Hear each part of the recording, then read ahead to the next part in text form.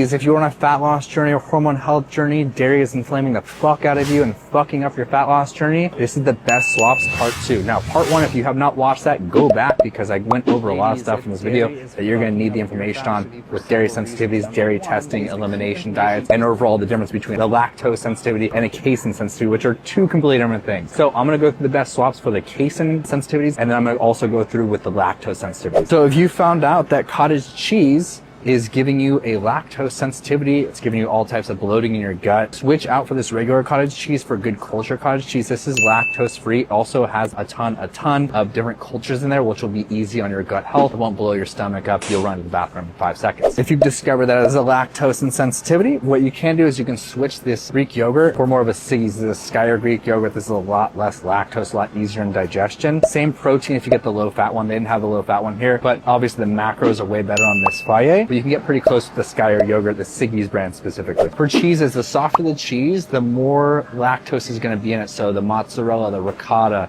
that type of thing, the softer cheeses, you want to swap out for the burratas. You want to swap that out for like the parmesan, the aged cheddar. That's going to be a lot less lactose and a lot easier on your gut health. And I talk about this all the time, but the importance of gut health is hormone exchange. So many, your GLP-1 is secreted naturally through there. So if you have a good gut health lining, you're going to have naturally lower appetite, less cravings, just better overall mindset in terms of like the food noise going on. You're also going to have better estrogen clearance and better T4 to T3 conversion, which is your active thyroid. Now, if it's a casein sensitivity, you do want to make sure you're staying away from dairy completely. Swap things out like regular milk or even grass-fed milk for coconut milk, almond milk, that type of thing, so there is no dairy whatsoever. This is the worst one, the casein. That's where you see the systemic inflammation, the acne, the decrease in fat mobilization, the decrease in fat loss, decrease in metabolism. It's pretty terrible for you. The other thing you want to swap out for is these whey protein shakes, especially the concentrates. Now, if you go concentrate to isolate for a lactose sensitivity, that's fine. That's actually going to be really good. But you can't have either whey isolate or concentrate if it's a casein sensitivity.